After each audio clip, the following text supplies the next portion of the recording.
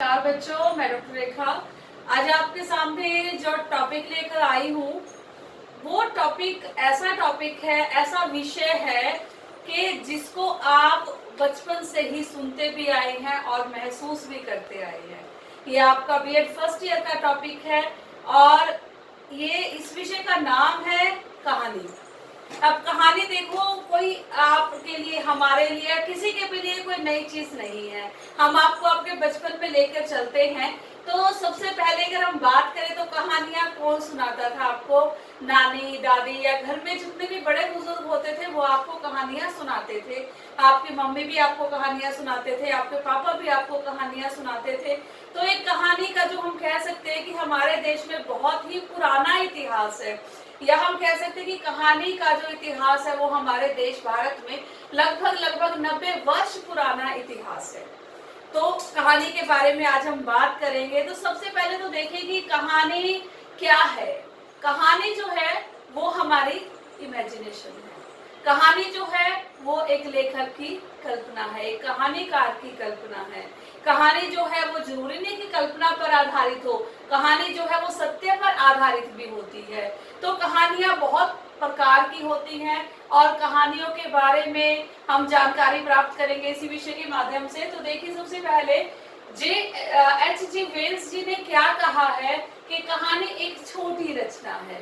कहानी जो है इसको एक छोटी रचना माना है कि कहानी, अगर हम उपन्यास की बात करें ना, तो उपन्यास के साथ अगर कहानी की तुलना करें तो उसकी तुलना में कहानी को एक छोटी रचना माना जाता है।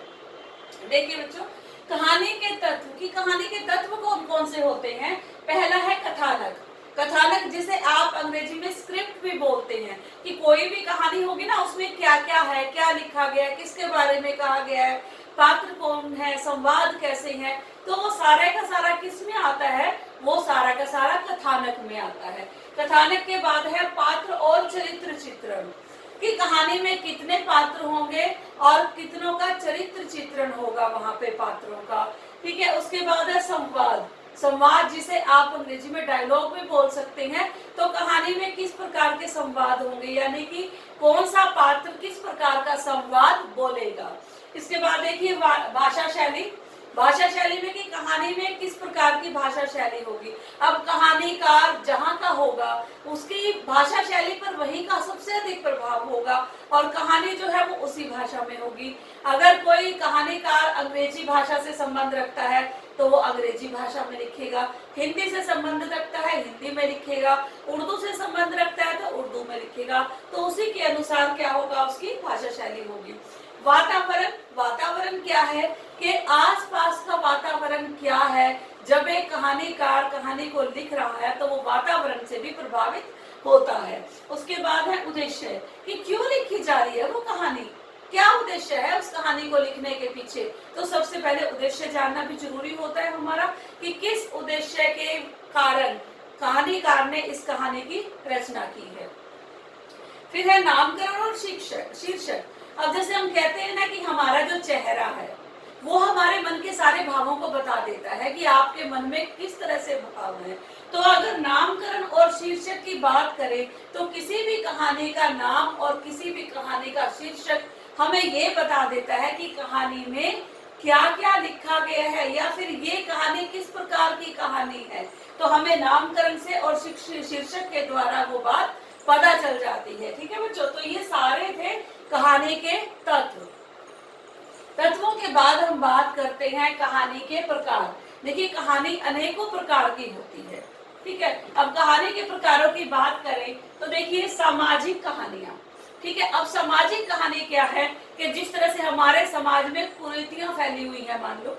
ठीक है। अब मुंशी प्रेमचंद की बात करते हैं तो उन्होंने अपने समय में क्या लिखी थी? सामाजिक परिस्थिति से संबंधित कहानी लिखी थी, ठाकुर का कुआं। ठीक है। जिसमें एक निम्न वर्गीय की जो महिला है उसको कुएं पे पानी भरने के लिए रोका जाता है। तो वो पूरे के पूरे समाज को प्रदर्शित करती हैं कहानियां कि उस समय का समाज कैसा था। फिर देखिए ऐतिहासिक कहानियां। ऐतिहासिक कहानियां कौन सी कहानियां होती हैं? जो कि हमारी ऐतिहासिक घटनाओं पर आधारित होती हैं, जैसे महारानी लक्ष्मीबाई से संबंधित कहानियां, पृथ्वीराज चौहान से संबंधित कहानियां और कुछ भी ऐतिहासिक घटनाओं से संबंधित कहानियां वहां पर या संयोगिता का स्वयंवर, उससे संबंधित कहानियां, तो वो क्या है, वो सारी की सारी ऐतिहासिक कहानियां हैं। फिर है मनोवैज्ञानिक कहानियां। मनोवैज्ञानिक की कहानियों की अगर आप बात करें तो मन के अंदर की परत को उकेरने वाली, मन के अंदर की परत तक झांकने वाली, मन के अंदर की परत तक पहुंचने वाली कहानियों को हम कहते हैं मनोवैज्ञानिक कहानियां। और जैनेन्द्र जी ने और ईला चंद्र जोशी जी ने इसी प्रकार की कहानियां लिखी हैं। ठीक है। फिर है राजनीतिक कहानियां। वो कहानियां जो हमारी राजनीति से प्रभावित होती हैं उनको हम राजनीतिक कहानियां कहते हैं। फिर है प्रभाव प्रधान कहानियां। अब प्रभाव प्रधान कौन सी कहानियां होती हैं कि उस समय में किसका प्रभाव अधिक था। प्रभाव का अर्थ है कि उस समय परिस्थितियां कैसी थी। मान लो धार्मिक प्रभाव था परिस्थितियों में, या फिर और किसी प्रकार का तत्व था, तो उस प्रकार की जो कहानियां हैं वो प्रभाव प्रधान कहानियों में आती हैं। उसके बाद है वातावरण प्रधान कहानियां। अब वातावरण प्रधान कहानियों में कैसी कहानियां आती हैं, जैसे आपने कहानी पढ़ी होगी शतरंज के खिलाड़ी। ठीक है। तो वो जो कहानी है वो अपने आसपास के वातावरण से प्रभावित कहानी है, तो वो कहानी वातावरण प्रधान कहानी कही जाएगी। फिर देखिए कार्य प्रधान कहानियां, कि किस प्रकार के कार्य किए गए किस समय में। ठीक है। वो जो कहानियां होती है उनको हम कार्य प्रधान कहानियां कहते हैं। ठीक है। उसके बाद है चरित्र प्रधान कहानियां। अब चरित्र प्रधान कहानियां कौन सी कहानियां होती है कि जिसमें चरित्र को, जो चरित्र चित्रण है ना हम करते हैं, तो उस किसी एक कैरेक्टर को, किसी एक चरित्र को बहुत ज्यादा महत्व दिया जाता है। जैसे मुंशी प्रेमचंद ने लिखी है बूढ़ी काकी, तो वो क्या है, वो एक चरित्र प्रधान कहानी है। फिर है घटना प्रधान कहानियां, कि किसी भी घटना पर आधारित जो समसामयिक घटना है, या उस समय कुछ ऐसा हुआ है, कुछ ऐसी घटना हुई है, उस पर जो आधारित कहानी होगी उस कहानी को हम कहेंगे घटना प्रधान कहानियां। तो हमने बात की कहानी के तत्व और कहानी के प्रकार। कहानी शिक्षण के उद्देश्य। तो अब कहानी शिक्षण के उद्देश्यों में देखिए कि क्या उद्देश्य रहे हैं कहानी शिक्षण के, किस वजह से कहानी शिक्षण का उद्भव विकास हुआ। जैसे मैंने आपको बताया था कि कहानी का इतिहास हमारे देश भारत में लगभग 90 वर्ष पुराना है, और कहानी कहने और कहानी सुनने दोनों की प्रवृत्ति चलती आ रही है। और कहते हैं कि दोनों ही एक कला है, कहानी कहना भी एक कला है और कहानी सुनना भी एक कला है।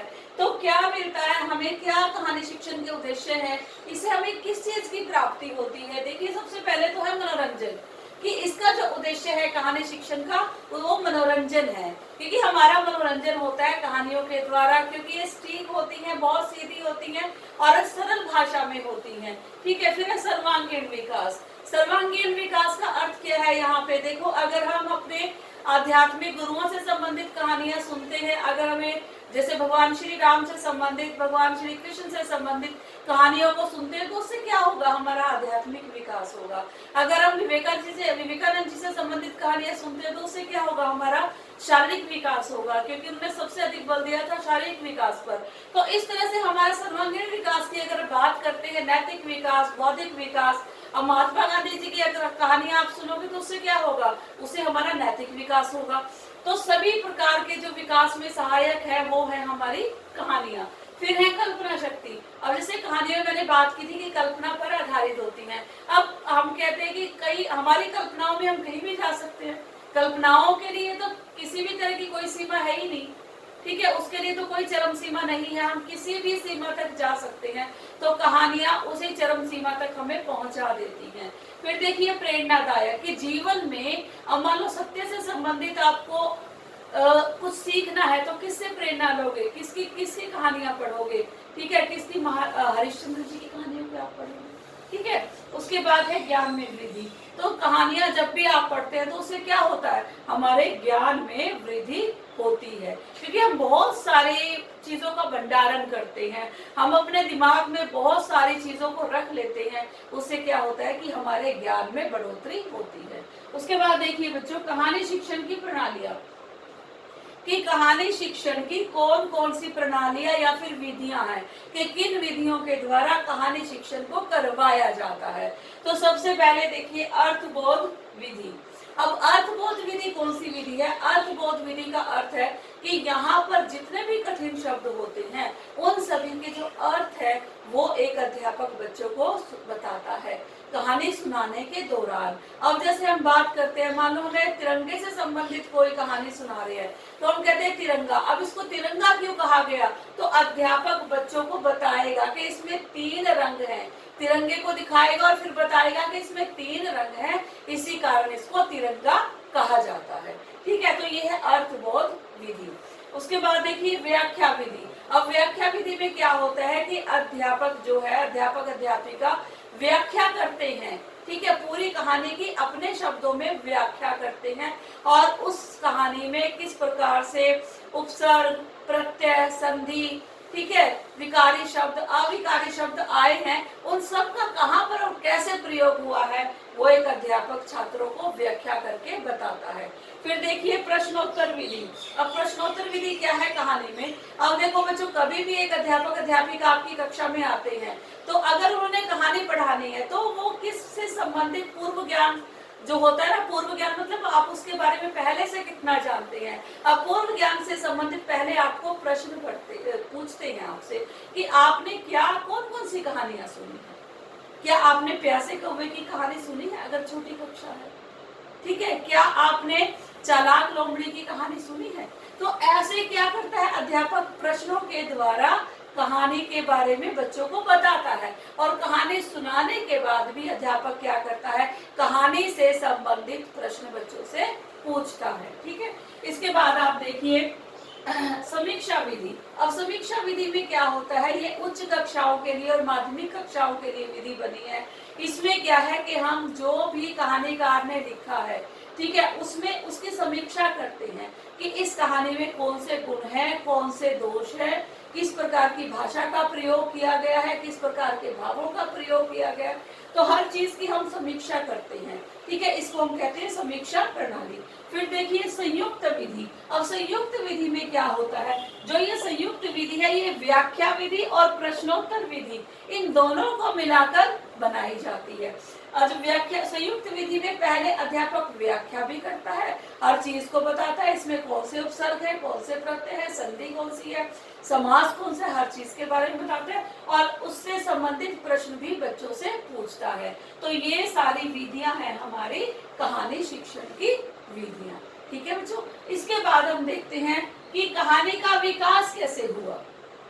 कहानियां पहले भी लिखी जाती रही हैं और अब तक लिखी जा रही हैं। ठीक है, तो कहानियों का किस प्रकार से विकास हुआ, हम कहानी के विकास की बात करते हैं। ठीक है, तो कहानी के विकास की बात देखिए, सबसे पहला युग इसमें आता है पूर्व प्रेमचंद युग, यानी कि वो कहानियां जो मुंशी प्रेमचंद के से पहले लिखी गई, उनको उस युग को क्या कहा गया, पूर्व प्रेमचंद युग। फिर है प्रेमचंद युग, इसमें जो मुख्य है प्रेमचंद जी ने कहानी लिखी थी। ठीक है, वो सारी कहानियां जो है वो प्रेमचंद या उनके जो अन्य साहित्यकार कहानीकार थे उन्होंने भी जो उस समय मुंशी प्रेमचंद जी के समय जो कहानियां लिखी, ठीक है, वो सारी, जैसे मैंने आपको बताया भी था कि बूढ़ी काकी कहानी थी उनकी, ठीक है, ठाकुर का कुआं कहानी थी। तो उस समय जो उन्होंने कहानियां लिखी और उस समय अन्य कहानीकारों ने भी जो कहानी लिखी वो सारी कहानियां प्रेमचंद युग में आई। इसके बाद है उत्तर प्रेमचंद युग। उत्तर प्रेमचंद युग में मुंशी प्रेमचंद के बाद जो कहानियां लिखी गई वो उत्तर प्रेमचंद युग में आई। इसके बाद है नई कहानी।